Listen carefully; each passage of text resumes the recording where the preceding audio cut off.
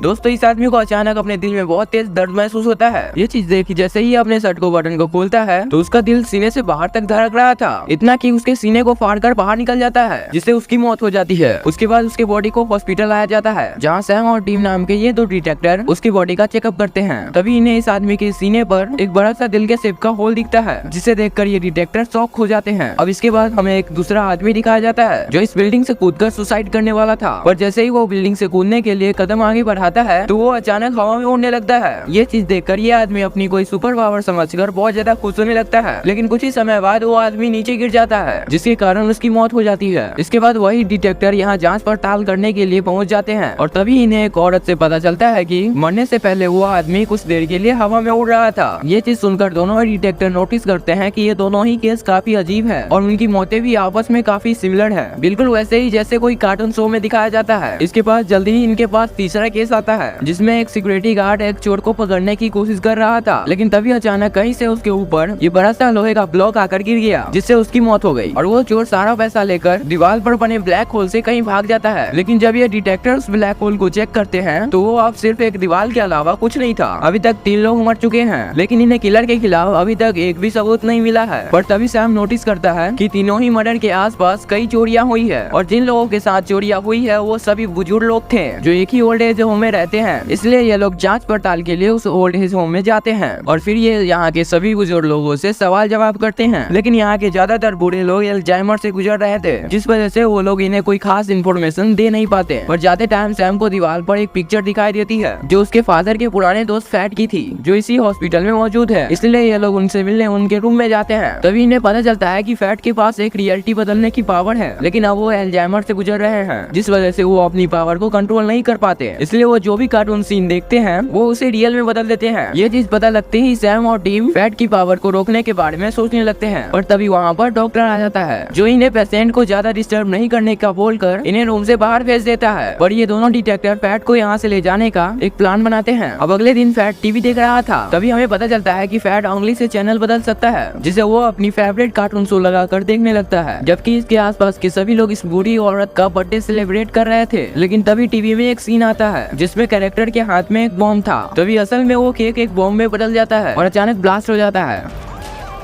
पर किस्मत से किसी को भी ज्यादा चोट नहीं आती। पर इस एक्सीडेंट के बाद वो दोनों डिटेक्टर यहाँ पहुँच जाते हैं, पर अब फ्रेड कहीं गायब हो चुका था। तभी एक बूढ़ी औरत इन्हें देखकर बताती है कि नर्स ने उसका डायमंड का ब्रेसलेट चुरा लिया है। ये सुनकर ये डिटेक्टर उस नर्स का हाथ पकड़कर उसे सच पूछता है। तभी वो नर्स बताती है कि ये ब्रेसलेट इसके बॉयफ्रेंड ने इसे दिया था। ये बात पता चलते ही इन्हें कुछ गड़बड़ लगती है और ये लोग उसके बॉयफ्रेंड के घर पहुँच जाते हैं। तभी ये लोग देखते हैं कि उसके बॉयफ्रेंड को किसी ने गोली मार दी है। तो ये डिटेक्टर अपने सुपर पावर से उसे ठीक कर देता है, जिसके बाद ये आदमी उसे सब सच बता देता है कि कुछ हफ्ते पहले ही उसने फ्रेड की सुपर पावर का पता लगा लिया था और उसने ये बात जाकर उसी हॉस्पिटल के एक डॉक्टर थॉमस नाम के आदमी को बता दिया था, जो फ्रेड के सुपर पावर का यूज करके बैंक और बुरे लोगों का पैसे चुरा रहा है। तभी इन्हें ये भी पता चलता है कि अब वो डॉक्टर फिर से एक बैंक में चोरी करने के लिए फ्रेड को अपने साथ ले जा रहा है। ये बात जानने के बाद ये लोग जल्दी से उस बैंक के पास पहुंच जाते हैं। तभी डीन को बैंक के बाहर वही ब्लैक होल बना दिखता है और वो डॉक्टर को पकड़ने के लिए उसके अंदर जाने लगता है। वही दूसरी तरफ सैम को एक वैन में फैट कार्टून देखते हुए मिल जाता है। सैम और दूसरा आदमी फैट को होश में लाने की कोशिश करते हैं। तभी फैट उन्हें अपनी कार्टून की दुनिया में ले आते हैं, जहाँ सैम फैट को देखकर असली दुनिया में हो रहे सारे बातों को बताता है, जिसे सुनकर फैट दोबारा से असली दुनिया में जाने का डिसाइड करता है। वहीं दूसरी तरफ डीम बैंक में जाकर उस डॉक्टर को पकड़ लेता है। तभी ये डॉक्टर उस पर अटैक कर देता है, इसलिए डीम तुरंत उस पर फायर करता है, पर गोली के बदले उसमें से एक रेड कलर का फ्लैग निकलता है। और इतना ही नहीं, यहाँ पे वो सारी चीजें होती है जो एक कार्टून शो में होती है। इसलिए डीम अब इसे रोकने के लिए इसके पैरों के नीचे एक एक्स मार्क बना देता है और तभी लेकिन डॉक्टर उससे बच जाता है और उस ब्लैक होल से भागने की कोशिश करता है। पर तभी वो दीवार से टकराकर वापस नीचे गिर जाता है, जिससे डॉक्टर को अंदाजा होता है कि फैट की पावर अब खत्म हो चुकी है। इसलिए अब ये डीम को अपने बंदूक से मारने की कोशिश करता है। तभी सही समय पर वहाँ पे सैम और फैट पहुँच जाते हैं और फैट अपनी पावर का इस्तेमाल करके उसके गन को उसी की तरफ मोड़कर उस पर फायर करवा देते हैं। अब लास्ट में ये डिटेक्टिव अपने पावर से फैट की पावर को खत्म कर देता है, जिससे सब नॉर्मल हो जाता है और यहीं पर इस मूवी का एंड हो जाता है।